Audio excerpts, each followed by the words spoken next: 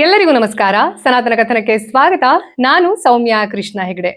ಇವತ್ತಿನ ನನ್ನ back ground ಅನ್ನೋದು ಸ್ವಲ್ಪ ಡಿಫ್ರೆಂಟ್ ಇದೆ. ಆದ್ರೆ ಇವತ್ತು ನಾನು ಎಪಿಸೋಡ್ ಅಲ್ಲಿ ಹೇಳ್ತಾ ಇರುವಂತಹ ಒಂದು ಕ್ಯಾರೆಕ್ಟರ್ ಅನಾಲಿಸಿಸ್ ಅನ್ನುವಂಥದ್ದು ಈಗ ನಮ್ಮ ಸಮಾಜದಲ್ಲಿ ಏನು ನಡೀತಾ ಇದೆ, ಸೌಜನ್ಯ ಕೇಸ್ಗೆ ಸಂಬಂಧಪಟ್ಟ ಹಾಗೆ ಸೋ ಕಾಲ್ಡ್ ರೈಟಿಸ್ಟ್ ಹಾಗೆ ಲೆಫ್ಟಿಸ್ಟ್ ಇವರಿಬ್ರು ಕೂಡ ಒಂದೇ ರೀತಿಯಲ್ಲಿ ವರ್ತನೆಯನ್ನ ಮಾಡಿ ಈ ಪ್ರಕರಣದ ಹಾದಿ ತಪ್ಪಿಸುವಂತಹ ಎಲ್ಲಾ ಪ್ರಯತ್ನವನ್ನ ಮಾಡಿದ್ದಾರೆ.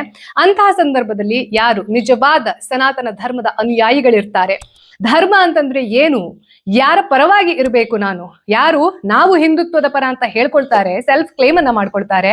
ಆದ್ರೆ ಆಕ್ಚುಲಿ ಅವರು ಕೂಡ ಒಂದು ಪ್ರೊಪಗ್ಯಾಂಡವನ್ನ ಕ್ರಿಯೇಟ್ ಮಾಡಿ ಟೂಲ್ ಕಿಟ್ ಅಂತ ಹೇಳಿ ಜನರ ದಾರಿ ತಪ್ಪಿಸುವಂತಹ ಪ್ರಯತ್ನವನ್ನ ಮಾಡ್ತಿದ್ದಾರೆ. ಅಂದ್ರೆ ನಮ್ಮ ಸನಾತನ ಧರ್ಮದವರೇ ಆಗಿದ್ದುಕೊಂಡು ರಾಮನ ವೇಷದಲ್ಲಿ ಇರುವಂತಹ ರಾವಣರು. ಇನ್ ಲೆಫ್ಟಿಸ್ಟ್ಗಳು ಯಾರಿದ್ದಾರೆ, ನಮ್ಮ ಧರ್ಮದ ಮೇಲೆ ದೇಶದ ಮೇಲೆ ಎಷ್ಟೊತ್ತಿಗೆ ಏನ್ ಮಾಡ್ಲಿ ಅಂತ ಬಕಪಕ್ಷಿ ತರ ಕಾಯ್ಕೊಂಡಿರ್ತಾರೆ. ಅವ್ರನ್ನ ಐಡೆಂಟಿಫೈ ಮಾಡೋದು ಈಸಿ ಅನ್ನೋದು ಈ ಕೇಸ್ನಲ್ಲಿ ನನ್ಗೆ ಅರ್ಥ ಆಯ್ತು. ಸೊ ಇಂಥ ಒಂದು ಇಕ್ಕಟ್ಟಿನ ಪರಿಸ್ಥಿತಿಯಲ್ಲಿ ನಾನು ಯಾರ ಪರ ಇರಬೇಕು, ಇದು ದೊಡ್ಡ ಪ್ರಶ್ನೆ. ಬಹಳಷ್ಟು ಜನರಿಗೆ ನನ್ನ ಇನ್ಸ್ಟಾಗ್ರಾಮ್ನ DM ಬಾಕ್ಸ್ ಸೇರಿದ ಹಾಗೆ ನನ್ನ ಕಮೆಂಟ್ ಬಾಕ್ಸ್ ನಲ್ಲಿ ಕನ್ಫ್ಯೂಸ್ ಆಗ್ಬಿಟ್ಟಿದೀವಿ. ಈ ಸಂದರ್ಭದಲ್ಲಿ ನಾವ್ ಯಾರನ್ನ ಸಪೋರ್ಟ್ ಮಾಡ್ಬೇಕು, ಯಾಕೆ ಸಪೋರ್ಟ್ ಮಾಡ್ಬೇಕು, ಧರ್ಮ ಏನನ್ನ ಹೇಳುತ್ತೆ, ಇದೆಲ್ಲದ್ರ ಒಂಥರ ಧರ್ಮ ಸಂಕಟ ಅಂತ ಹೇಳ್ತೀವಲ್ವಾ, ಅಂತ ಒಂದು ಸಂದರ್ಭದಲ್ಲಿ ಇವತ್ತಿನ ಈ ಎಪಿಸೋಡ್ ನಲ್ಲಿ ನಾನು ಯಾವ ವ್ಯಕ್ತಿಯ ಬಗ್ಗೆ ಮಾತಾಡ್ತಾ ಹೋಗ್ತೀನಿ, ಇದು ಎಲ್ಲದಕ್ಕೂ ಆನ್ಸರ್ ಅನ್ನ ಕೊಡುತ್ತೆ. ವಿಭೀಷಣ, ರಾವಣನ ಸ್ವಂತ ತಮ್ಮ. ಆದ್ರೆ ಇವತ್ತಿಗೂ ಕೂಡ ಈ ವ್ಯಕ್ತಿಯನ್ನ, ಅವರ ವ್ಯಕ್ತಿತ್ವವನ್ನ ತುಂಬಾ ಜನ ತಪ್ಪಾಗಿ ತಿಳ್ಕೊಂಡಿದ್ದಾರೆ. ಗಾದೆ ಮಾತಲ್ಲಿ ಮನೆ ಮುರುಕರನ್ನ ವಿಭೀಷಣ ಅಂತ ಕರೀತಾರೆ. ಯಾವ ವ್ಯಕ್ತಿ ತನ್ನ ಸ್ವಂತ ಅಣ್ಣನ ಪರವಾಗಿ ನಿಲ್ಲದ್ದೆ, ಅಂದ್ರೆ ಯಾವ ವ್ಯಕ್ತಿ ಅಧರ್ಮದ ಪರವಾಗಿ ಇದ್ದ ಅವನನ್ನ ಬಿಟ್ಟು, ರಕ್ತ ಸಂಬಂಧವನ್ನ ಬಿಟ್ಟು ನ್ಯಾಯ ನೀತಿ ಧರ್ಮ ಅನ್ನುವಂಥದ್ದು ಯಾವ ಕಡೆ ಇದೆ, ಅದು ನನ್ನ ಅಣ್ಣನ ಶತ್ರುವೇ ಆಗಿದ್ರೂ ಕೂಡ ನಾನು ಆ ಕಡೆ ನಿಲ್ಲಬೇಕು ಅನ್ನುವಂತಹ ಸಮಯ ಪ್ರಜ್ಞೆ ಅನ್ನುವಂಥದ್ದಿತ್ತು, ಧರ್ಮ ಪ್ರಜ್ಞೆ ಅನ್ನುವಂಥದ್ದಿತ್ತು. ಆ ವ್ಯಕ್ತಿಯನ್ನ ಇವತ್ತಿಗೂ ಜನ ಅರ್ಥ ಮಾಡ್ಕೊಳ್ಳೋದೆ. ಲಾಯಲ್ಟಿ ಅಂದ ತಕ್ಷಣ ಕರ್ಣನ ಎಕ್ಸಾಂಪಲ್ ಅನ್ನ ಕೊಡ್ತಾರೆ. ಕರ್ಣ ಲಾಯಲ್ಟಿಯ ಪ್ರತೀಕ ಅಲ್ಲ. ಆ ವ್ಯಕ್ತಿಯಿಂದನೇ ದುರ್ಯೋಧನ ಅದೆಷ್ಟು ಅಧರ್ಮಗಳನ್ನ ಮಾಡಿದ್ದು. ಈ ಕರ್ಣನ ವ್ಯಕ್ತಿತ್ವವನ್ನ ನಾವು ಅರ್ಥ ಮಾಡಿಕೊಳ್ಳುವಲ್ಲಿ ಎಲ್ಲೆಲ್ಲಿ ತಪ್ಪಿದೀವಿ ಅನ್ನೋದನ್ನ ನಾನು ಈಗಾಗ್ಲೇ ಒಂದು ಪ್ಲೇ ಲಿಸ್ಟ್ ನಲ್ಲಿ ಹೇಳಿದ್ದೀನಿ, ದಯವಿಟ್ಟು ನೋಡಿ. ಲಾಯಲ್ಟಿ ಅಂತಂದ್ರೆ ಏನು ಅನ್ನೋದಕ್ಕೆ ನಮಗೆ ಮಾದರಿಯಾಗಿ ಇರಬೇಕಾಗಿದ್ದು ವಿಭೀಷಣ. ಯಾವ ಕಾರಣಕ್ಕೆ ಶ್ರೀರಾಮಚಂದ್ರ ಹಾಗೂ ಈ ರಾವಣನ ನಡುವೆ ಯುದ್ಧ ನಡೆಯೋದು, ಹಾಗೆ ಆ ಯುದ್ಧ ಕೊನೆಗೊಳ್ಳೋದು ಅನ್ನೋದು ಕೂಡ ಅಷ್ಟು ಈಸಿಯಾಗಿ ನಡೆಯುವಂಥದ್ದಲ್ಲ. ಶ್ರೀರಾಮಚಂದ್ರ ಮಹಾವಿಷ್ಣುವಿನ ಅವತಾರ ಆಗಿದ್ರೂ ಕೂಡ ನರ ಮನುಷ್ಯನಾಗಿಯೇ ಹೋರಾಟವನ್ನ ನಡೆಸ್ತಾನೆ. ಯಾವುದೋ ದಿವ್ಯಾಸ್ತ್ರವನ್ನ ಅಥವಾ ತನ್ನ ಸುದರ್ಶನ ಚಕ್ರವನ್ನ ಇಂಥ ಅಸ್ತ್ರಗಳನ್ನ ಬಳಸಿ ರಾವಣನನ್ನ ಕೊಲ್ಲೋಕಾಗೋದಿಲ್ಲ. ಹಾಗೆ ರಾವಣ ನಾವ್ ಅಂದ್ಕೊಂಡಂಗೆ ನರಪಿಳ್ಳೆ ಕೂಡ ಅಲ್ಲ, ಮಹಾನ್ ಶಿವಭಕ್ತ, ಪಂಡಿತ, ಜ್ಯೋತಿಷಿ. ಅವನತ್ರ ಏನಿರ್ಲಿಲ್ಲ, ಮೇಧಾವಿ, ಎಲ್ಲವೂ ಇತ್ತು. ಆದ್ರೆ ಅದೆಲ್ಲದರ ಹೊರತಾಗಿ ಅವನ ಆ ಲಂಪಟತನ ಅನ್ನುವಂಥದ್ದು ಏನಿದೆ, ಅದು ಒಂದ್ರಿಂದ ಅವನು ಇವತ್ತಿಗೂ ಕೂಡ ನಾವು ಪೂಜೆಗೆ ಅನರ್ಹ ಅಂತಾನೆ ಹೇಳ್ತೀವಿ. ಅದೆಲ್ಲದನ್ನ ಬಿಟ್ಟು ಈ ಒಂದು ಕ್ವಾಲಿಟಿಯನ್ನ ರಾವಣನಿಂದ ಡಿಲೀಟ್ ಮಾಡ್ಬಿಟ್ಟಿದ್ರು ಬಹುಶಃ ರಾವಣ ಇವತ್ತು ಪೂಜಾರ್ಹನಾಗ್ತಾ ಇದ್ದ. ಯಾಕೆಂತಂದ್ರೆ ಅಂಥ ಶಿವಭಕ್ತಿ ಅನ್ನುವಂಥದ್ದು ನಭೂತೋ ನ ಭವಿಷ್ಯತಿ. ಆದ್ರೆ ಅದೆಲ್ಲದು ಇಟ್ಕೊಂಡು ಒಂದು ಕೆಟ್ಟ ಗುಣ, ಆ ಕೆಟ್ಟ ಗುಣ ಎಷ್ಟು ದೊಡ್ಡದಿತ್ತು ಅಂತಂದ್ರೆ ಇದೆಲ್ಲವನ್ನ ನೆಗೆಟ್ ಮಾಡ್ಬಿಡ್ತು. ಇಂಥ ರಾವಣನಿಗೆ ವರ ಕೂಡ ಇತ್ತು, ಒಂದೆರಡಲ್ಲ. ಬ್ರಹ್ಮನನ್ನ ಕುರಿತು ನನ್ನನ್ನ ಅಮರನನ್ನಾಗಿ ಮಾಡು ಅಂತ ಹೇಳ್ಬಿಟ್ಟು ವರ ಕೇಳಕ್ಕೆ ಅಂತ ತಪಸ್ಸು ಮಾಡಿರ್ತಾನೆ. ಆವಾಗ ಅಂಥ ಯಾವುದೇ ವರದಾನವನ್ನ ನಾನು ಕೊಡೋದಿಲ್ಲ ಅಂತ ಹೇಳಿದಾಗ ಆಲೋಚನೆ ಮಾಡ್ತಾನೆ. ಮಹಾನ್ ಜ್ಞಾನಿ ರಾವಣ ಆಲೋಚನೆ ಮಾಡಿ ಬ್ರಹ್ಮನನ್ನ ಸಿಕ್ಕಾಕ್ಸ್ಕೊಳ್ಳುವಂತಹ ಒಂದು ವರವನ್ನ ಪಡೆದಿರ್ತಾನೆ. ತನ್ನ ಪ್ರಾಣ ಎಲ್ಲಿದೆ ಅನ್ನೋದು ಯಾರಿಗೂ ಗೊತ್ತಿಲ್ಲದೆ ಇರೋ ರೀತಿಯಲ್ಲಿಯೇ ತನ್ನ ಪ್ರಾಣ ರಹಸ್ಯವನ್ನ ಈ ವರದಾನವಾಗಿ ಬ್ರಹ್ಮನಿಂದ ಪಡೆದು, ಯಾವುದೋ ಒಂದು ವೀಕ್ ಮೂಮೆಂಟ್ ಅಂತ ಇರುತ್ತಲ್ವಾ, ಅಥವಾ ನನ್ನ ಹತ್ರ ಇದಿದೆ ಅಂತ ಹೇಳುವಂತಹ ಒಂದು ಧಾವಂತದಲ್ಲಿ ತನ್ನ ಪ್ರಾಣ ಎಲ್ಲಿದೆ ಅನ್ನೋದನ್ನ ತನ್ನ ತಮ್ಮನ ಹತ್ರ ಒಂದ್ಸತಿ ಹೇಳ್ಕೊಂಡಿರ್ತಾನೆ, ವಿಭೀಷಣನ ಹತ್ರ. ನೋಡಿ, ಸಮಯ ಅನ್ನೋದು ಹೇಗೆ ತನ್ನ ಲೀಲೆಯನ್ನ ಅದದಾಗೆ ಅಲೈನ್ ಮಾಡ್ಕೊಳ್ಳುತ್ತೆ ಅಂತಂದ್ರೆ, ಶ್ರೀರಾಮಚಂದ್ರ ಮಹಾನ್ ಧನುರ್ಧರಿ, ಅದರಲ್ಲಿ ಡೌಟೇ ಇಲ್ಲ. ಜೊತೆಗೆ ಏಕಪತ್ನಿ ವ್ರತಸ್ಥ, ಅಷ್ಟು ದೊಡ್ಡ ರಾಜ್ಯದ ರಾಜನಾಗಿದ್ರು ಕೂಡ ಹಂಗೆ ಕಾಲ್ನಡಿಗೆಯಲ್ಲಿ ಒಂದು ದೇಶವನ್ನ ಬಿಟ್ಟು ಸಮುದ್ರ ದಾಟ್ಕೊಂಡು ಬಂದು ತನ್ನ ಹೆಂಡತಿಗೋಸ್ಕರ ಅವಳನ್ನ ತಾನು ಧರ್ಮದಿಂದ ಕರ್ಕೊಂಡು ಹೋಗ್ತೀನಿ, ಗೌರವದಿಂದ ಕರ್ಕೊಂಡು ಹೋಗ್ತೀನಿ ಅನ್ನುವಂತಹ ಈ ಗಂಡ ಅಂತಂದ್ರೆ ಶ್ರೀರಾಮಚಂದ್ರನ ಹಾಗಿರ್ಬೇಕು. ಆಕ್ಚುಲಿ ಗಂಡಸು ಅಂತಂದ್ರೆ ಶ್ರೀರಾಮಚಂದ್ರನ ಹಾಗೆ ಇರಬೇಕು. ಏಕಪತ್ನಿ ವ್ರತಸ್ಥ, ಅವನ ನೈತಿಕತೆ, ಅವನ ಶ್ರದ್ಧೆ, ಅವನ ಸಂಯಮ ಇದೆಲ್ಲವೂ ಇದೆ ಅಲ್ಲ, ಅವಾಗ ಮಾತ್ರ ಜೈ ಶ್ರೀರಾಮ್ ಅಂತ ಕೂಗೋಕೆ ಯೋಗ್ಯತೆ ಸಿಗೋದು. ಸುಮ್ಮನೆ ಕೂಗೋದಲ್ಲ. ರಾಮನ ನೈತಿಕತೆ ಹಾಗೂ ಆ ಮರ್ಯಾದಾ ಪುರುಷೋತ್ತಮ ಗುಣ ಅನ್ನೋದೇನಿದೆ ಅದಿದ್ರೆ ಮಾತ್ರ ಜೈ ಶ್ರೀರಾಮ್ ಅಂತ ಕೂಗುವಂತಹ ಯೋಗ್ಯತೆ ಒಬ್ಬರಿಗೆ ಬರೋಕೆ ಸಾಧ್ಯ. ಇಂಥ ರಾಮ ಅದಷ್ಟು ಪೌರುಷ ಇದ್ರು, ಶಕ್ತಿ ಇದ್ರು ಕೂಡ, ಅದೆಷ್ಟೇ ಬಿಲ್ಲುಗಳನ್ನ ಬಿಡ್ತಾನೆ, ಏನೇನ್ ಪ್ರಯತ್ನ ಮಾಡಿದ್ರು ಕೂಡ ಈ ರಾವಣನನ್ನ ಕೊಲ್ಲೋಕಾಗೋದಿಲ್ಲ. ಅವಾಗ ಆ ಸಂದರ್ಭದಲ್ಲಿ ನಮ್ಮ ಹನುಮಂತ ಎಲ್ಲಾ ಪ್ರಯತ್ನಗಳನ್ನ ಮಾಡ್ತಾನೆ. ಇವನ್ ಏನು ಮನುಷ್ಯ, ಇವನನ್ನ ಸಾಯಿಸಕ್ ಆಗ್ತಾ ಇಲ್ವಲ್ಲ, ಏನ್ ಮಾಡೋದು ಅಂತ ತನ್ನ ವಾನರ ಸೇನೆ ಎಲ್ಲಾ ಕಟ್ಕೊಂಡು, ಜೊತೆಗೆ ಲಕ್ಷ್ಮಣನಿಗೆ ಒಂದ್ 2-3 ಸತಿ ಏನೇನು ದಿವ್ಯಾಸ್ತ್ರ ಪ್ರಯೋಗ ಆಗಿರುತ್ತೆ, ಯುದ್ಧದ ಸಮಯದಲ್ಲಿ ಮೇಘನಾದ ಪ್ರಹಾರವನ್ನ ಮಾಡಿರ್ತಾನೆ. ಅದೆಲ್ಲದನ್ನ ನೋಡಿದಾಗ ಏನ್ ಮಾಡೋದು, ಈ ಯುದ್ಧ ಎಲ್ಲಿವರೆಗೆ ನಡೆಯುತ್ತೆ, ಇವನನ್ನ ಹೆಂಗ್ ಕೊಲ್ಲೋದು ಅನ್ನೋದೇ ದೊಡ್ಡ ಚಿಂತೆ ಆಗ್ಬಿಟ್ಟಿರುತ್ತೆ ಎಲ್ರಿಗೂ.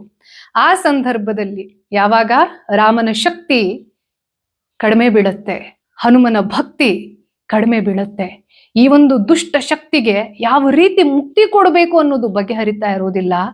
ಆವಾಗ ಆ ದೇವರು ಕೊಟ್ಟಂತಹ ಒಂದು ವರದಾನ ಅಂತಂದ್ರೆ ವಿಭೀಷಣ ತನ್ನ ರಕ್ತ ಸಂಬಂಧ ಅನ್ನೋ ಕಾರಣಕ್ಕೋಸ್ಕರ ಅಧರ್ಮದ ಪರವಾಗಿ ನಿಲ್ಲಲಿಲ್ಲ.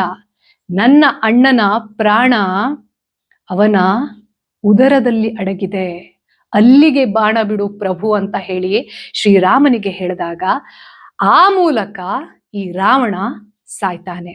ಒಂದು ವೇಳೆ ಈ ರಹಸ್ಯವನ್ನ ವಿಭೀಷಣ ರಾಮನಿಗೆ ಹೇಳಿರ್ಲಿಲ್ಲ ಅಂತಂದ್ರೆ 100% ಯಾವಾಗ್ಲೂ ದೈವಿ ಶಕ್ತಿಯ ಎದುರುಗಡೆ ಇಂತಹ ದುಷ್ಟ ಶಕ್ತಿಗಳು ಒಂದಷ್ಟು ಸಮಯಗಳ ಕಾಲ ನಡಿಕೊಂಡು ಹೋಗ್ತಾರೆ. ಆದ್ರೆ ಪಾಪದ ಕೂಡ ಅನ್ನೋದು ತುಂಬಬೇಕು. ಯಾವತ್ತೂ ಕೂಡ ಧರ್ಮದ್ದೇ ವಿಜಯ ಆಗೋದು. ಇನ್ನು ಎಷ್ಟು ದಿನ ನಡೀತಿತ್ತೋ ಏನೋ ಗೊತ್ತಿಲ್ಲ. ಆದ್ರೆ ಯಾವುದು ಯಾವ ಸಮಯದಲ್ಲಿ ನಡಿಬೇಕು ಅದು ಆವಾಗ ನಡೆದ್ರೆ ಮಾತ್ರ ಅದನ್ನ ನಾವು ರಕ್ಷಣೆ ಅಂತ ಕರಿತೀವಿ.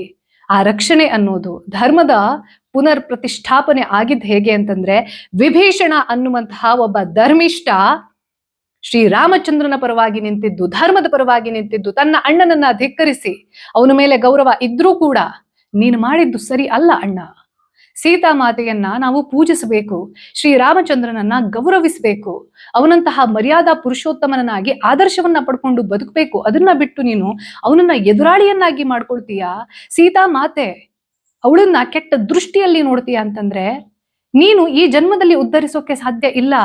ನಿನ್ನ ದೇಹ ನಶಿಸಿ ಹೋದ್ರೇನೆ ಮುಂದೆ ನೀನು ಒಳ್ಳೆ ಆತ್ಮ ಆಗಿ ಮತ್ತೊಮ್ಮೆ ಹುಟ್ಟೋಕೆ ಸಾಧ್ಯ. ಅದು ಸಾಯ್ತಾ ಇರೋದು ಯಾರ ಕೈಯಲ್ಲಿ? ಸಾಕ್ಷಾತ್ ಮಹಾನ್ ವಿಷ್ಣುವಿನ ಕೈಯಲ್ಲಿ. ಆ ಸಾವಿಗೂ ಒಂದು ಶ್ರೇಷ್ಠತೆ ಇದೆ. ಆ ಕಾರಣಕ್ಕೋಸ್ಕರ ವಿಭೀಷಣ ಇದೆಲ್ಲ ರಕ್ತ ಸಂಬಂಧ, ಮತ್ತೊಂದು ಮರದೊಂದು, ರಾಜ್ಯದ ಜನತೆ, ಲಂಕಾ ಜನತೆ ತನ್ನ ಬಗ್ಗೆ ಏನ್ ಅನ್ಕೊಳ್ತಾರೆ, ಸಮಾಜ ನನ್ನನ್ನ ಹೇಗ್ ನೋಡುತ್ತೆ, ಇದೆಲ್ಲದನ್ನ ಪಕ್ಕಕ್ಕಿಟ್ಟು ಸತ್ಯ ಯಾವುದು, ನ್ಯಾಯ ಯಾವುದು, ಧರ್ಮ ಯಾವುದು, ಇದರ ಪರವಾಗಿ ನಾನು ಇರ್ತೀನಿ. ಈ ಕ್ಲಾರಿಟಿ ಇದೆ ಅಲ್ಲ, ಇದು ವಿಭೀಷಣನಿಗಿತ್ತು. ಹಾಗಾಗಿ ಲಾಯಲ್ಟಿ ಅಂತಂದ್ರೆ ವಿಭೀಷಣನ ಹಾಗೆ ಇರಬೇಕು. ನಾನು ಸ್ಟಾರ್ಟಿಂಗ್ ಅಲ್ಲಿ ಏನೇನೆಲ್ಲ ಎಕ್ಸ್ಪ್ಲೇನ್ ಮಾಡಿದೆ ಅಲ್ಲ, ಈ ಸಮಯದಲ್ಲಿ ನಾವ್ ಯಾರ ಪರ ನಿಂತ್ಕೋಬೇಕು, ನಾವು ಹಿಂದುತ್ವದ ರಕ್ಷಣೆ ಮಾಡ್ತೀವಿ ಅಂತ ಹೇಳ್ಕೊಂಡ್ಬಿಟ್ಟು ದೊಡ್ಡ ದೊಡ್ಡ ಭಾಷಣ ಬಿಗಿದು ಯೂಟ್ಯೂಬ್ ಚಾನೆಲ್ ತೆಕ್ಕೊಂಡು ನಿಮ್ಮನ್ನ ರ್ಯಾಡಿಕಲೈಸ್ ಮಾಡ್ತಾ ಇದ್ದಾರೆ. ನಾನು ಹಿಂದೂ ಅಂತಂದ್ರೆ ನನ್ನ ರಕ್ಷಣೆ ನನಗೆ ಗೊತ್ತಿರುತ್ತೆ. ಬೇರೆಯವ್ರು ಯಾರು ಇಲ್ಲಿ ಈ ಆತ್ಮವನ್ನ ಸಾಯಿಸಕ್ ಬಂದ್ರೆ ನಾನ್ ಆವಾಗ ಅಡ್ಡಗಾಲಿಡ್ಬೇಕೇ ಹೊರತು ನಾನಿರ್ಬೇಕು ಅಂತಂದ್ರೆ ನೀನ್ ಇರ್ಲೇಬಾರ್ದು, ನಾನ್ ನಿನ್ನನ್ನ ಸಾಯಿಸ್ಬಿಡ್ತೀನಿ ಅನ್ನೋದು ಹಿಂದುತ್ವ ಅಲ್ಲ. ಇದನ್ನ ರ್ಯಾಡಿಕಲೈಸೇಷನ್ ಅಂತ ಹೇಳ್ತಾರೆ. ಈ ರ್ಯಾಡಿಕಲೈಸೇಷನ್ಗೆ ಅವರ ಅಜೆಂಡಾಗಳು ಇರ್ತವೆ. ದಯವಿಟ್ಟು ಜನರೇ, ಇಂತಹ ಚಾನೆಲ್ಗಳನ್ನ, ಇಂತಹ ವ್ಯಕ್ತಿಗಳನ್ನ, ಅವರು ಯಾರೇ ಆಗಿದ್ರು ಕೂಡ, ನೀವು ಅದೆಷ್ಟೇ ಇಷ್ಟಪಟ್ಟಿದ್ರು ಕೂಡ ಅವರು ಹೇಳುವ ಮಾತನ್ನ ಸರಿಯಾಗಿ ಕೇಳಿಸ್ಕೊಳ್ಳಿ. ಅವ್ರು ಕೇಳಿಸ್ಕೊಂಡಾದ್ಮೇಲೆ ಈ ಮನುಷ್ಯ ಸರಿ ಇಲ್ಲ ಅಂತ ಅನಿಸ್ತು ಅಂತಂದ್ರೆ ಧರ್ಮದ ಪರಿಭಾಷೆಯನ್ನ ಸನಾತನ ಧರ್ಮದ ಗ್ರಂಥಗಳ ಮೂಲಕ ತಿಳಿಯಿರಿ, ನಮ್ಮ ಪುರಾಣದ ಕಥೆಯ ಮೂಲಕ ತಿಳ್ಕೊಳ್ಳಿ. ಇಂಥ ವ್ಯಕ್ತಿಗಳಿಗೆ ಬರೇ ಪೊಲಿಟಿಕ್ಸ್ ಮಾತಾಡೋದು, ದುಡ್ಡಿನ ವಿಚಾರ ಮಾತಾಡೋದು, ಜನರನ್ನ ಮಂಗ ಮಾಡೋದು, ಧರ್ಮದ ನಡುವೆ ಮತದ ನಡುವೆ ಗಲಾಟೆ ಹೊತ್ಕೊಂಡು ಏನಾಗ್ಬೇಕೋ ಅದು ಆಗದ್ದೇ ಇಡೋದೆ, ಕನ್ಫ್ಯೂಸ್ಡ್ ಆಗಿ ಇರುವಂಥದ್ದೇ ಅವರ ಉದ್ದೇಶ. ಧರ್ಮ ಅನ್ನುವಂಥದ್ದು ಯಾವತ್ತೂ ಕೂಡ ರಕ್ಷಣೆ ಮಾಡತ್ತೆ. ಅಲ್ಲಿ 2 ಜನ ನಿಂತಿದ್ರು ಕೂಡ ಧರ್ಮ ಯಾವತ್ತು ಆ 2 ಜನರ ಪರವಾಗಿ ನಿಲ್ಲುತ್ತೆ. ಅದೆಷ್ಟೇ ಕ್ವಾಂಟಿಟಿ ಇದ್ರೂ ಕೂಡ. ಇವಾಗೊಂದು ಪ್ಯಾನಿಕ್ ಮೋಡ್ ಕ್ರಿಯೇಟ್ ಆಗ್ಬಿಟ್ಟಿದೆ. ಮೈನಾರಿಟಿ ಜಾಸ್ತಿ ಆಗ್ಬಿಡ್ತಿದ್ದಾರೆ, ನಮ್ಮನ್ನೆಲ್ಲ ಸಾಯಿಸ್ಬಿಡ್ತಾರೆ. ಸಾವಿರಾರು ಮುಘಲರಿಗೆ ಒಬ್ಬ ಶಿವಾಜಿ ಸಾಕಿತ್ತು. ಒಬ್ಬ Shivaji, Chhatrapati Shivaji Maharaj. Quality over quantity. ನಾವು ಧರ್ಮದ ಪರವಾಗಿದ್ರೆ ಧರ್ಮವೇ ನಮ್ಮನ್ನ ರಕ್ಷಣೆ ಮಾಡುತ್ತೆ. ನಾವೇನು ಮಹಾನ್ ದೊಡ್ಡ ಸಾಧಕರಲ್ಲ, ಧರ್ಮವನ್ನ ರಕ್ಷಣೆ ಮಾಡುವಂತವ್ರು ನಾವೇನ್ ದೊಡ್ಡ ಶ್ರೀರಾಮಚಂದ್ರ ಅಥವಾ ಶ್ರೀಕೃಷ್ಣ ಪರಮಾತ್ಮ ಅಲ್ಲ. ಆದ್ರೆ ಅವರ ಮಾತುಗಳನ್ನ ಕೇಳಿ ಬೆಳೆಯುವಂತಹ ಧರ್ಮಿಷ್ಠರಾಗಬಹುದು. ಜೀವನದಲ್ಲಿ ಯಾವುದೇ ಒಂದು ಸಮಯದಲ್ಲಿ ಎಂಥದ್ದೇ ಕಷ್ಟ ಬರಲಿ, ಅದೆಷ್ಟೇ ಜನ ನಿಮ್ಮ ಅಗೇನಿಸ್ಟ್ ಇರಲಿ, ಯಾರೇ ನಿಮ್ಮ ಬಗ್ಗೆ ಅದೇನೇ ಅಪಪ್ರಚಾರವನ್ನ ಮಾಡುವಂತಹ ಎಲ್ಲಾ ಪ್ರಯತ್ನವನ್ನ ಮಾಡ್ಲಿ, ಸಮಯ ಅನ್ನೋದು ಎಲ್ಲದಕ್ಕೂ ಉತ್ತರ ಕೊಡುತ್ತೆ. ಆದ್ರೆ ನೀವು ಯಾವತ್ತೂ ಕೂಡ ಧರ್ಮದ ಪರವಾಗಿ ಇರಬೇಕು, ವಿಭೀಷಣನ ಹಾಗೆ. ವಿಭೀಷಣ. ಇದು ಈ ವಾರದ ಸನಾತನ ಕಥನ. ಮತ್ತೆ ನಿಮ್ಮ ಭೇಟಿ ಬರುವ ಭಾನುವಾರ ಬೆಳಗ್ಗೆ 9 ಗಂಟೆಗೆ.